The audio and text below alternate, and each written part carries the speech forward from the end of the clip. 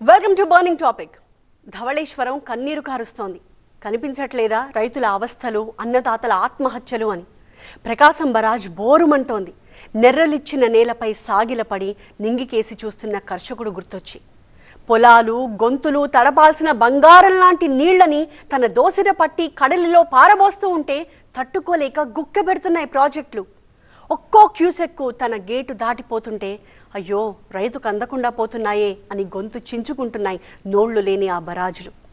నిజమే కదా, ఏటా ఆగస్టులో ఒక్కటే బ్రేకింగ్, లక్షల క్యూసెక్ల వరద నీరు సముద్రం పాలు అని. ప్రాజెక్టుల గేట్లకు గ్రీజు రాసి మరీ రెడీగా ఉంటారు అధికారులు, కాస్త ఎక్కువ వరద రాగానే సముద్రంలోకి వదలడానికి. చివరికి ఎవరి పాలు చేస్తున్నారు వందల టీఎంసీల నీటిని? ఒక్క నీటి చుక్క కూడా అటు ఇటు కాకూడదట, ఒక్క బొట్టు కూడా ఎవ్వరికి ఎక్కువ పోవడానికి వీల్లేదట. కుదురుతుందా అలా? ఎన్నాళ్ళీ పంతం? 2 నదుల నీళ్లు కొలిచి మీకింత మాకింత అని పంచుకోవడానికి 2 ట్రిబ్యునళ్లు సరిపోవన్నట్టు వాటర్ బోర్డులు, అదీ చాలక ఇప్పుడు మళ్ళీ కమిటీలు. ఏంటిదంతా? పుష్కర కాలంగా 2 రాష్ట్రాల మధ్య వివాదం, పైనుంచి కేంద్రం జోక్యం. అయినా తెగడం లేదు పంచాయతీ అన్నట్టు 2013 నాటి మాట ఒకటి గుర్తొస్తోంది. కృష్ణా నీటి లడాయి ఎన్నటికీ తెగదు అని మాజీ ముఖ్యమంత్రి కిరణ్ కుమార్ రెడ్డి ఆల్ పార్టీ మీటింగ్లో చెప్పారు. అదే మాట నిజమవుతోందిగా ఇప్పుడు. ఉమ్మడి ఏపీగా ఉన్నప్పుడు ప్రతిపాదించిన ప్రాజెక్ట్ పాలమూరు రంగారెడ్డి 10 ఏళ్లైనా పూర్తి కాక దానికి కారణం మీరంటే మీరు అంటూ వాదులాడుకుంటున్నాయి పార్టీలు. మధ్యలో ఏపీని జోడిస్తూ ఒకరిపై ఒకరు విమర్శలు. ఇప్పుడు రాయలసీమ లిఫ్ట్ ఇరిగేషన్ వంతు. ఆపానని తెలంగాణ సీఎం, మీరు ఆపమంటే ఆగింది కాదు అని ఏపీ సీఎం. ఇంకెన్నాళ్ళు సాగుతుందా ఈ ఫైట్? 2 పార్టీలు 2 రాష్ట్రాలు తగోలాడుకుంటే ఒక్కటిగా ఉన్న తెలుగు జాతి మధ్య చిచ్చు పెట్టడం కాదా అది? ఈ జలజగడం నిజంగా ప్రజల ప్రయోజనాల కోసమా, రాజకీయాల కోసమా? తగ్గాల్సింది ఎవరు, నెగ్గాల్సింది ఎవరు, మధ్యలో ఉండి తేల్చాల్సింది ఎవరు? ఆ కంప్లీట్ డీటెయిల్స్ ఇవాల్టి బర్నింగ్ టాపిక్లో.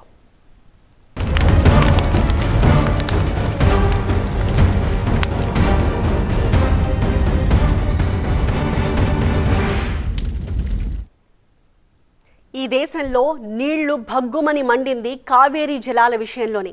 తమిళనాడు కర్ణాటక మధ్య ఇప్పటికీ నివురుగప్పిన నిప్పులానే ఉంటుందా ఇష్యూ?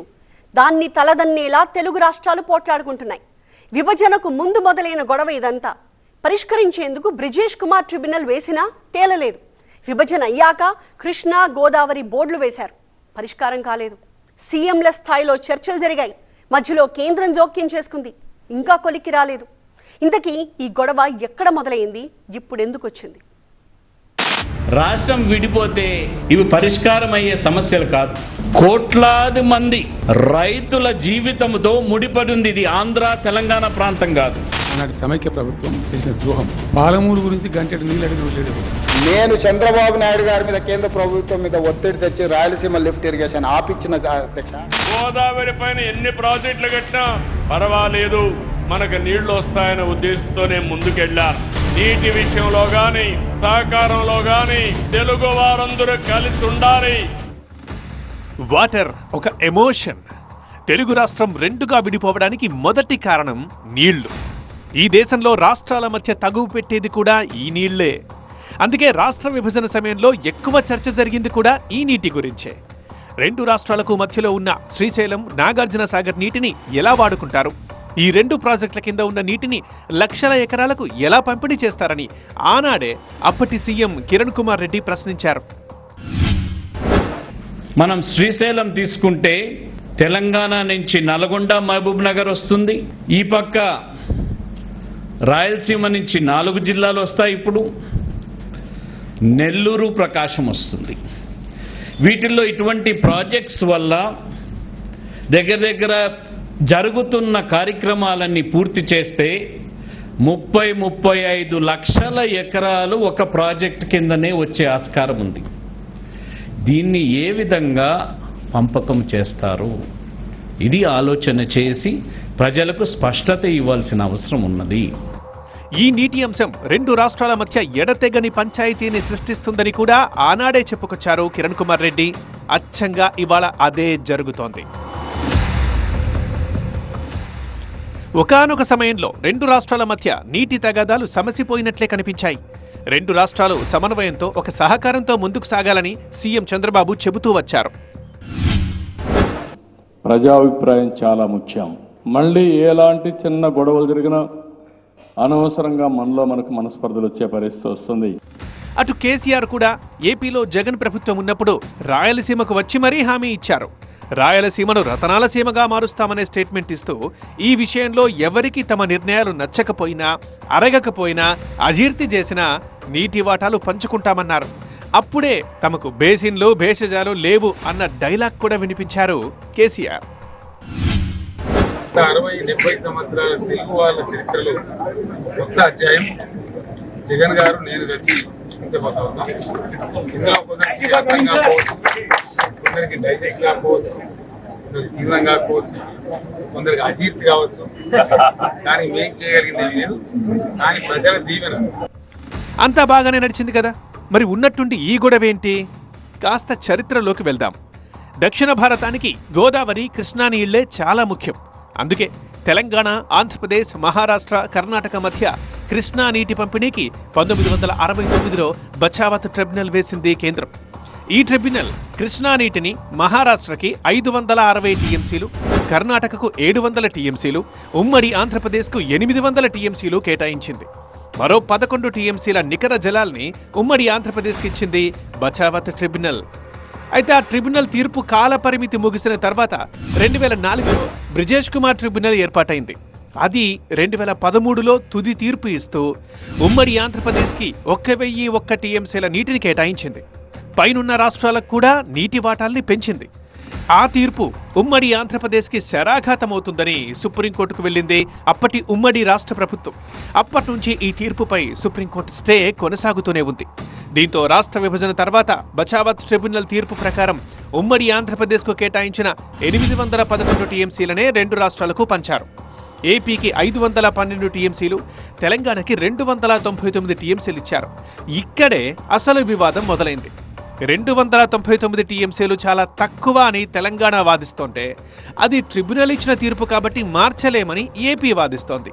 శ్రీశైలం, నాగార్జున సాగర్ నీటిని ఎప్పుడు ఎవరు వాడుకోవాలనే విషయంలోనే ఇప్పటిదాకా గొడవలు జరుగుతుంటే, ఇంకా ఇప్పుడు పాలమూరు, రంగారెడ్డి, రాయలసీమ లిఫ్ట్ ఇరిగేషన్ ప్రాజెక్టులపై తగాదా తెరపైకొచ్చింది. గోదావరి నీటి కంటే కృష్ణానది నీళ్లపైనే ఎక్కువ పంచాయతీ నడుస్తోంది. కారణం, కృష్ణాలో నీటి లభ్యత తక్కువ, డిమాండ్ ఎక్కువ. కృష్ణా పరివాహక పరిధి ఎక్కువ కావడం, దానికి తోడు ఎగువన ఉన్న కర్ణాటక ఎక్కడికక్కడ ప్రాజెక్టులు కట్టుకోవడంతో వచ్చే కొద్దిపాటి నీళ్ల విషయంలోనే ఎక్కువ గొడవలు జరుగుతున్నాయి. ఈ తగాదాను పై స్థాయిలోనే తేల్చుకునేందుకు 2 రాష్ట్రాలు ప్రయత్నిస్తున్న వేళ సడన్ గా బాంబు పేల్చారు మాజీ సీఎం కేసీఆర్. ఇప్పుడెందుకు వచ్చింది ఈ వివాదమంతా అంటే, పాలమూరు, రంగారెడ్డి ప్రాజెక్టులో రేవంత్ సర్కార్ తట్టెడు మట్టి కూడా ఎత్తలేదంటూ చేసిన విమర్శలే. దీనికి సమాధానంగా అసలు తెలంగాణకు నీటి విషయంలో గానీ, ప్రాజెక్టుల నిర్మాణంలో గానీ సరిదిద్దుకోలేని అన్యాయం జరిగిందే బీఆర్ఎస్ ప్రభుత్వంలో అంటూ విరుచుకుపడ్డారు సీఎం రేవంత్ రెడ్డి. పాలమూరు, రంగారెడ్డి ప్రాజెక్టుని గనక జూరాల దగ్గర కట్టి ఉంటే లిఫ్టులు, పంపులు పెంచాల్సి వచ్చే అవసరం ఉండేది కాదు, ప్రాజెక్టు కాస్ట్ అసలు 80,000 కోట్లకు చేరేదే కాదన్నారు సీఎం రేవంత్. మనం పైకి వస్తే ఎత్తుడు తక్కువ ఉంటే కరెంటు తక్కువ ఖర్చు అవుతుంది అధ్యక్ష. పంపులు, లిఫ్టులు తక్కువ ఉంటే కరెంటు ఖర్చు తక్కువ అవుతుంది, మెయింటెనెన్స్ కూడా. ఇదేమైంది, ఇది అట్లా ఓంగానే కిందికి పోయింది అధ్యక్ష. తలకాడ వదిలేసి తోక కాడికి పోయిండు. తోకేడుంది, 240 మీటర్ల ఎత్తులు ఉంది అధ్యక్ష. ఇక్కడనే గేమ్ ఉంది. దీనికి తోడు అసలు కృష్ణాలో నీటి వాటాని 299 టీఎంసీలకు ఒప్పుకున్నదే బీఆర్ఎస్ అంటూ మరో పాయింట్ తీసుకొచ్చారు సీఎం రేవంత్. అయితే ప్రస్తుతం జరుగుతున్న పొలిటికల్ వాటర్ హీట్లో ఈ 299 టీఎంసీల అంశం చిన్నదైపోయింది. కారణం, దీనికి మించిన రగడ ఇప్పుడు మరొకటి మొదలవడమే. అదే రాయలసీమ లిఫ్ట్ ఇరిగేషన్. సూటిగా చంద్రబాబు నాయుడు గారికి విజ్ఞప్తి చేసిన నేను, రాయలసీమ లిఫ్ట్ ఇరిగేషన్ మీరు ఆపితే మేము ఏదైనా విషయాల మీద చర్చకు వస్తాము, లేకపోతే మీతో చర్చించడానికి అవకాశం లేదు. మొట్టమొదట 3 టీఎంసీలు పర్ డే అక్రమంగా నిర్మిస్తున్న రాయలసీమ లిఫ్ట్ ఇరిగేషన్ పనులను మీరు ఆపండి అని మేము వారిని క్లోజ్ రూమ్ లో అడిగితే, మా మీద గౌరవంతో రాయలసీమ లిఫ్ట్ ఇరిగేషన్ ఆపేసింది అధ్యక్ష. మీరు ఈ రోజు నిజ నిర్ధారణ కమిటీని సభ నుంచి పంపించండి. సీఎం చంద్రబాబుని పర్సనల్ గా కలిసి ఆ ప్రాజెక్టు నిర్మాణాన్ని ఆపించాను అన్న పాయింట్ దగ్గర మొదలైంది అసలైన రగడ. ఆల్రెడీ పాలమూరు, రంగారెడ్డి ప్రాజెక్టు విషయంలోనే 2 రాష్ట్రాలు, 4 రాష్ట్రాలు అన్నట్టుగా సాగింది. కాంగ్రెస్, బీజేపీతో పాటు టీడీపీని కూడా లైన్లోకి తీసుకున్నారు బీఆర్ఎస్ అధినేత కేసీఆర్. ఎప్పుడైతే రాయలసీమ లిఫ్ట్ ఇరిగేషన్ ని ఆపించాను అన్న స్టేట్మెంట్ సీఎం రేవంత్ రెడ్డి ఇచ్చారో ఇంక అప్పటి నుంచి 5 పార్టీల మధ్య రగడగా మారింది ఈ అంశం. రాయలసీమ లిఫ్ట్ ఇరిగేషన్ ని ఆపేసి సీమకి తీరని ద్రోహం చేశారంటూ వరుస ప్రెస్ మీట్లు పెడుతున్నారు వైసీపీ నాయకులు. స్వయాన చంద్రబాబు నాయుడు గారు తన చేతితో రాయలసీమకు మరణ శాసనం రాశాడు. On the record Revanth Reddy గారే చెప్పారు. జగన్మోహన్ రెడ్డి గారు ఆ ప్రాంత ప్రయోజనాల కోసం కష్టపడ్డాడు, నేను నా ప్రాంత ప్రయోజనాల కోసం నేను కష్టపడ్డా. మధ్యలో అన్యాయం చేసింది ఎవరండి? పక్క రాష్ట్ర ముఖ్యమంత్రి అడగగానే ఈ రాష్ట్రంలో ప్రాజెక్ట్ ఆపేశారు అనే స్టేట్మెంట్ చిన్నది కాదు.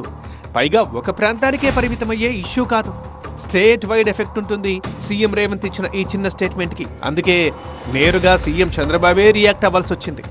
సమయం వచ్చినప్పుడు చెప్పాల్సింది చెబుతానంటూనే 2 రాష్ట్రాల మధ్య సామరస్యం ముఖ్యమనే మాటతో ప్రస్తుతానికి వివాదానికి కామా పెట్టారు ఏపీ సీఎం. ఆంధ్రప్రదేశ్లో ఉండే నదులన్నీ కలపాలి, తెలంగాణలో గోదావరి నీళ్లు కూడా వాడుకోవాల్సిన అవసరం ఉంటే వాడుకోవాలి. తెలుగు రాష్ట్రాల మధ్య విద్వేషాలు కాదు, సమైక్యత అవసరం. పాలమూరు రంగారెడ్డి స్టోరీ టర్న్ తీసుకుని రాయలసీమ లిఫ్ట్ ఇరిగేషన్ మీదకి వెళ్ళింది. ఆఖరున అసెంబ్లీలో తీర్మానం చేస్తూ పోలవరం నల్లమల సాగర్ ప్రాజెక్టు దగ్గరకు వచ్చి ఆగింది. పాలమూరుతో మొదలైన నీటి అంశం ఇన్ని మలుపులు తీసుకుంటుందని ఊహించలేదు. ఇదే ఏపీ ప్రభుత్వానికి కూడా తలనొప్పిగా మారింది. ఇప్పుడు సీన్లోకి వచ్చిన పోలవరం నల్లమల సాగర్ ప్రాజెక్ట్ విషయంలో పడే ఒక్కో అడుగు ఒక్కో పొలిటికల్ ఆటం బాంబుని పేల్చడం ఖాయం. ఆంధ్రప్రదేశ్ ప్రభుత్వం ప్రతిపాదించిన పోలవరం నల్లమల సాగర్ ప్రాజెక్టుపై సుప్రీంకోర్టులో వాదనలు చాలా హాట్గా జరిగాయి. కోర్టులోనే ఆ రేంజ్లో ఉంటే ఇంకా రాజకీయ పార్టీల మధ్య ఆ ఇష్యూ వస్తే ఇంకెలా మండిపోతుందో. బనకచర్ల ప్రాజెక్ట్ని పక్కన పెట్టిన ఏపీ ప్రభుత్వం అచ్చుగుద్దినట్లు అలాగే ఉండే మరో ప్రాజెక్ట్ని తెరపైకి తెచ్చింది. అదే పోలవరం నల్లమల సాగర్. అంతేకాదు డీటెయిల్డ్ ప్రాజెక్ట్ రిపోర్టు తయారు చేయడం కోసం టెండర్లను కూడా పిలిచింది. ఏపీ స్పీడ్ మీద ఉందని గ్రహించిన తెలంగాణ ప్రభుత్వం వెంటనే సుప్రీంకోర్టుకెళ్లింది. సరిగ్గా ఇదే టైంలో 2 రాష్ట్రాల మధ్య జల జగడాన్ని పరిష్కరించేందుకు ఒక కమిటీని వేసింది. దీంతో ఆ ప్రాజెక్ట్ని గనక ఏపీ ప్రభుత్వం చేపడితే అది నీటి కేటాయింపుల ఉల్లంఘనకు పాల్పడ్డట్లేనని తెలంగాణ ప్రభుత్వం తరఫున అభిషేక్ సింఘ్వి బలమైన వాదన వినిపించారు. వరద జలాల పేరుతో అదనపు నీటిని వాడుకోవాలని చూస్తోందని కోర్టు దృష్టికి తీసుకొచ్చారు. అదే జరిగితే కొత్త రాష్ట్రమైన తెలంగాణ ప్రయోజనాలు దెబ్బతింటాయని, నిర్మాణంలో ఉన్న ప్రాజెక్టులపై ప్రభావం పడుతుందని వాదించారు. దీనిపై ఏపీ ప్రభుత్వం తరఫున ముకుల్ రోహత్గి కూడా గట్టిగానే వాదనలు వినిపించారు. డిపిఆర్ తయారీకి టెండర్లు పిలిస్తే తెలంగాణకు అభ్యంతరమేంటన్నారు. అలా అంటూనే నా ఇల్లు నేను కట్టుకోవాలనుకుంటే ఎదుటివారికి అభ్యంతరం ఉండాల్సిన పని లేదు అన్న మాట కూడా వాడారు. రాయలసీమలో కరువు ప్రాంతాలకు నీటిని అందించడం లక్ష్యంగా ఆంధ్రప్రదేశ్ తన సొంత భూభాగంలో ప్రాజెక్ట్ని ప్రతిపాదిస్తోందని కోర్టుకు వివరించారు రోహత్గి. ఈ ప్రాజెక్టుతో పాత తీర్పుల ఉల్లంఘన ఎక్కడా జరగడం లేదని కూడా చెప్పుకొచ్చారు. అందున గోదావరి నదిపై ఎలాంటి అనుమతులు లేకుండానే తెలంగాణ ప్రభుత్వం వందల ప్రాజెక్టులు నిర్మిస్తోందని, అలాంటప్పుడు ఏపీ ప్రాజెక్టుల నివేదికపై అభ్యంతరం చెప్పడం ఏంటని వాదించారు. ఇదంతా విన్న ధర్మాసనం మధ్యవర్తిత్వం ద్వారా 2 రాష్ట్రాలు ఎందుకు సమస్యను పరిష్కరించుకోకూడదు అని సూచించింది. 2 రాష్ట్రాల మధ్య జరుగుతున్న జలజగడంలో ఇది లేటెస్ట్ అప్డేట్ అయితే పాలమూరు రంగారెడ్డి ప్రాజెక్టు విషయంలో నీటి రగడ ఇంకాస్త పెరిగేలా కనిపిస్తోంది. అసలు మొన్న అసెంబ్లీలోనే సీఎం రేవంత్ రెడ్డి ఒక హెచ్చరిక చేశారు. పాలమూరు రంగారెడ్డికి 90 టీఎంసీలకు అనుమతులు ఇవ్వాల్సిందేనన్న అల్టిమేటం ఇచ్చారు. ఒకవేళ అనుమతి ఇవ్వకపోతే జూరాల నుంచి వచ్చే 70 టీఎంసీలను వచ్చినవి వచ్చినట్లే తరలించుకుపోతాం. ఆపడానికి జగన్ వస్తారా, చంద్రబాబు వస్తారా, నరేంద్ర మోదీ వస్తారా, అసలు ఎవరు అడ్డుకుంటారో చూస్తా అంటూ అసెంబ్లీ వేదికగానే ఫైర్ అయ్యారు. అంతేకాదు 10 ఏళ్లలో జరిగిన ప్రాజెక్టు పనులపైన విరుచుకుపడ్డారు సీఎం రేవంత్ రెడ్డి. 2015లో ప్రాజెక్టు పనులు మొదలైతే 2022 వరకు అంటే 7 ఏళ్ల పాటు అసలు అంచనాలే లేకుండా 20,000 కోట్లు ఖర్చు చేశారంటూ మండిపడ్డారు. అంతేకాదు జూరాల వాటర్ సోర్స్తో మొదలు కావాల్సిన పాలమూరు ప్రాజెక్ట్ని గత బీఆర్ఎస్ ప్రభుత్వం శ్రీశైలానికి మార్చడంతో 100 ఏళ్లైనా సరిదిద్దుకోలేని తప్పు జరిగిందని ఆరోపించారు. అయితే సీఎం రేవంత్ రెడ్డి అసెంబ్లీనే తప్పుదోవ పట్టించారనేది బీఆర్ఎస్ వాదన. ప్రాజెక్టు అనుమతులు అంచనాల కంటే కూడా కృష్ణా జలాల్లో 299 టీఎంసీల వాటాకు గత కేసీఆర్ ప్రభుత్వం ఒప్పుకుందన్న ఆరోపణలపైనే ఎక్కువగా సమాధానమిచ్చారు. ఆనాడు తాత్కాలిక అరేంజ్మెంట్కి మాత్రమే 299 టీఎంసీలకు కేసీఆర్ ఒప్పుకుంటే దాన్ని మొత్తం ఒప్పందానికే అంగీకరించినట్లు సీఎం రేవంత్ సగం నిజాలే చెబుతున్నారన్నారు హరీష్ రావు. కృష్ణా జలాల్లో 50% వాటా ఇవ్వాలని 28 లేఖలు రాశామన్నారు హరీష్ రావు. ఏదేమైనా అసెంబ్లీలో ఒకరి సమాధానాలకు మరొకరు స్పందించి ఉంటే ఎవరు చెప్పేవి నిజాలో తెలిసేది. ఎవరికి వారు ప్రెజెంటేషన్లు ఇవ్వడంతో ఇప్పుడు ఎవరి వాదన కరెక్ట్ అనేది ప్రజలకు తెలియకుండా పోయింది. జనరల్గా నిప్పుతో ఆటలాడొద్దు అంటూ ఉంటారు, కానీ తెలుగు నేలపై మాత్రం నీటితో ఆటలాడొద్దు అనాలి.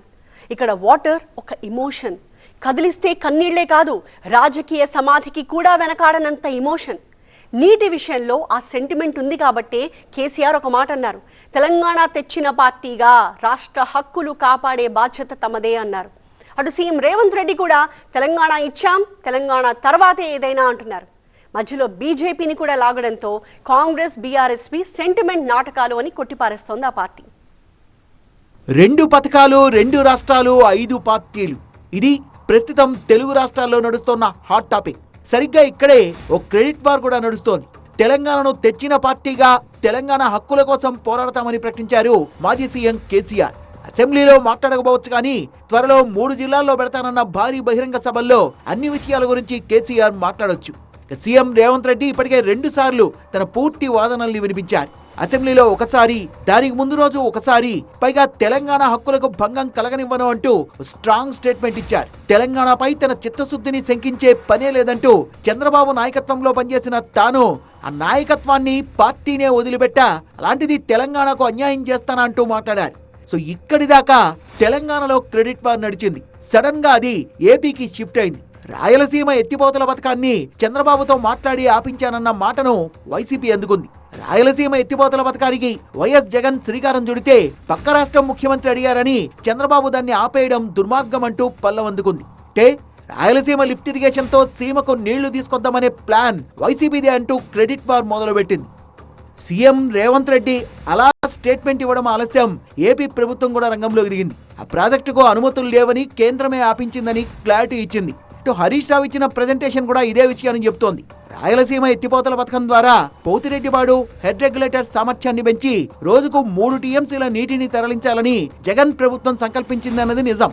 దీనికి పర్యావరణ అనుమతులు లేవని తెలంగాణ ప్రభుత్వం అప్పట్లో ఎన్జీటీకి వెళ్ళింది. పర్యావరణ అనుమతులు వచ్చే వరకు పనులు చేపట్టొద్దని స్టే ఇచ్చింది ఎన్జీటీ. అంతేకాదు ఎన్జీటీ ఆదేశాలని ధిక్కరించి పనులు చేశారన్న ఆరోపణలపై ఏపీ అధికారులకు కోర్టు ధిక్కార నోటీసులు కూడా వెళ్లాయి. ఫలితంగా టెండర్లు పిలిచి కాంట్రాక్టర్ను నియమించినా క్షేత్రస్థాయిలో పనులు ముందుకు సాగలేదంటూ స్వయంగా హరీష్ రావే చెప్పారు.